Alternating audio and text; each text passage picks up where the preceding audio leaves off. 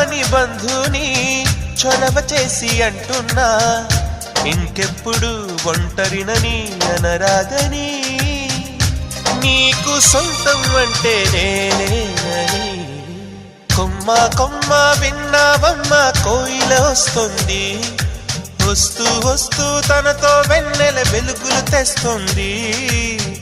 ఏవమ్మ మరుమల్లి తోరణాలు కడతావా, చిలకమ్మ ఎదురేగి స్వాగతాలు చెబుతావా, పూల పొగరిల్లేరా రమ్మందని.